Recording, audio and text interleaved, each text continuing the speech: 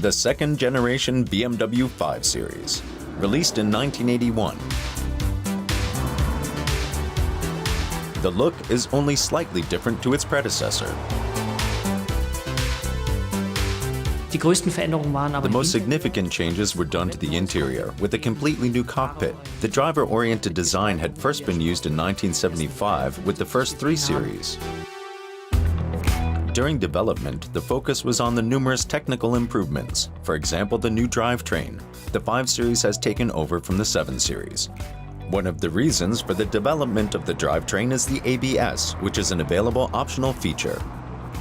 The ABS caused the front wheels to vibrate, but when the braking force on the lever arm connected to the steering was too intense, it vibrated so badly that we thought that the windows would fly out of the car. Then my boss said, we have to invent something that turns the wheel on one point behind the brake disc. So we took the triangle of the track control arm and strut apart, added a ball joint to each one, and at the intersection of these 2 connecting rods was the ideal pivot point. In order to generate the complex calculations needed to create the drivetrain, the engineers are already using computer technology. At BMW, we had one computer. It could do as much as a pocket calculator from today. It was used for both spare parts logistics and payroll. We received permission to do our calculations with it. The computer engineering also makes it possible that in this 5 Series, considerably more electric and electronic functions can be found than in its predecessor, like the digital engine electronics and one of the world's first direct energy control. This is live feedback for the driver. He immediately sees what he's doing, making the driver aware of how to drive efficiently. Efficient dynamics today still plays an important role. The second-generation BMW 5 Series is strongly influenced by 2 motor concepts: the ETA concept and the diesel engine. We avoided the topic for quite some time. BMW was of the opinion that a diesel just wasn't typically BMW, didn't show the driving dynamics, wasn't clean enough. Therefore, we waited a long time until '75, also in the course of the oil crisis, to start thinking about a diesel.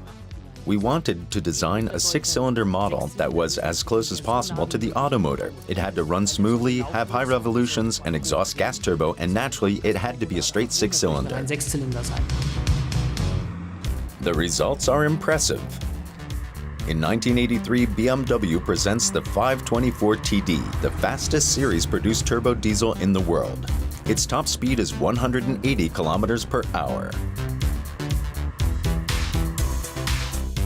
With that, on to the second concept, the ETA motor.